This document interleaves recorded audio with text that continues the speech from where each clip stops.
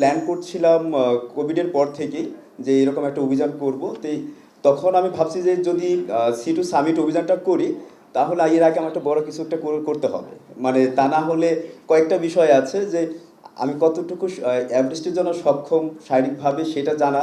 আরেকটা হলো যে আমরা সহজ আমাদের আহ, কিছু একটা যদি করতে পারি সেটা যদি সবাই জানতে পারে যে হ্যাঁ এটা করেছি, তো তখন বোঝা যায় যে হ্যাঁ আমাদের পৃষ্ঠপোষকতা পেতে একটু সুবিধা হয় আর কি।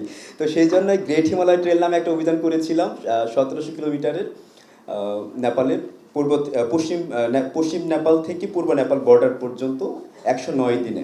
তো সেটা পৃথিবীর খুবই অল্প সংখ্যক মানুষ সেটা কমপ্লিট করতে পেরেছিল। প্রায় 33-34 জন মানুষ করতে পেরেছে। তো বাংলাদেশ থেকে আমি সেটা একমাত্রই করেছি।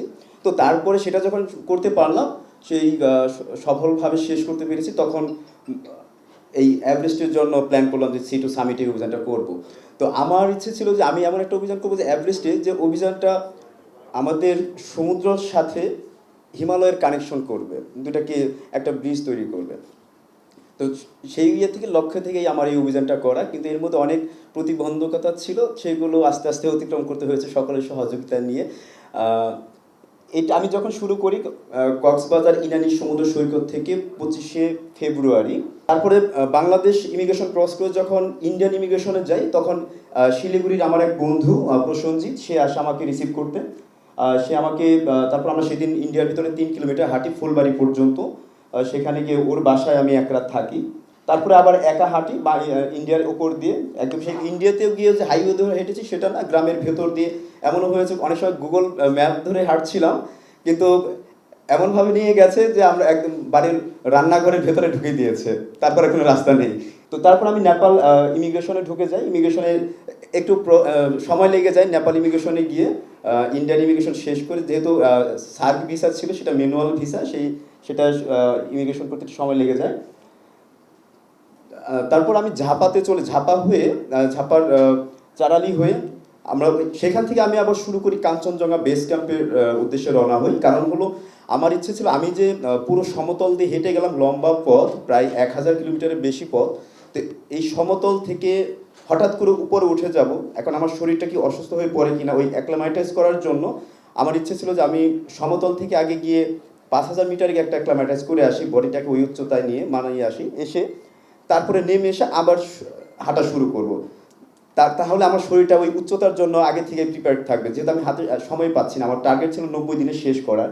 তো আমার এই অভিযানে নেপালের একটা প্রতিষ্ঠান ছিল পৃষ্ঠপোষক হিসেবে, মাকালু ই ট্রেডার্স, যারা আমার এই অভিযানের সকল গিয়ার এবং ইকুইপমেন্ট দিয়েছে।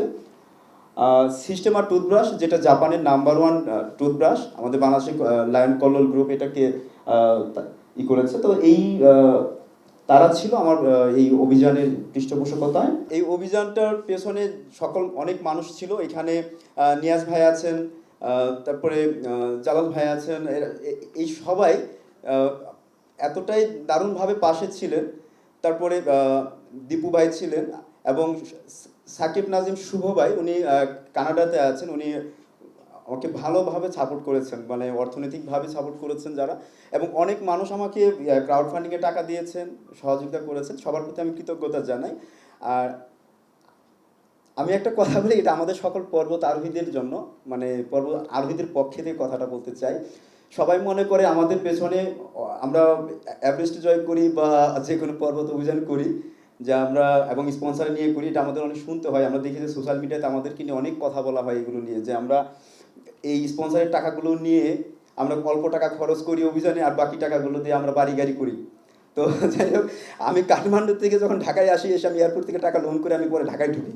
তো এই হলো আমাদের অবস্থা, যে আমরা সকল পর্বত আরোহীরা। তো এই কথাগুলো আমরা বলতে পারি না, কারণ বিভিন্ন কারণে আমাদের বলার সুযোগ হয় না। তো আমার মনে হলো যে আজকে যেহেতু সুযোগ পাইছি, আর এই হাতছাড়া করতে চাই না।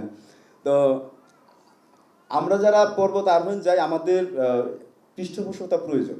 যদি হয় তাহলে পৃথিবীর দুর্গম যে পর্বতগুলো আছে সেগুলো চূড়ায় বাংলাদেশের পতাকা তুলে ধরতে পারবো।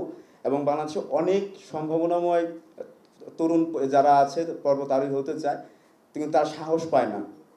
আমরা নেগেটিভ অ্যাডভেঞ্চার ছেড়ে যেটু পজিটিভ অ্যাডভেঞ্চারের দিকে আসবো, সেই সুযোগটা পাই না। তো আমি আজকে মিডিয়ার মাধ্যমে এবং আপনাদের সকলের মাধ্যমে আমি বলতে চাই যে যেন আমাদের পাশে যেন পৃষ্ঠপোষকতার সাথে যেন আমাদের গভর্নমেন্টেরও যদি সহযোগিতা থাকে তাহলে আমাদের জন্য ভালো হয়।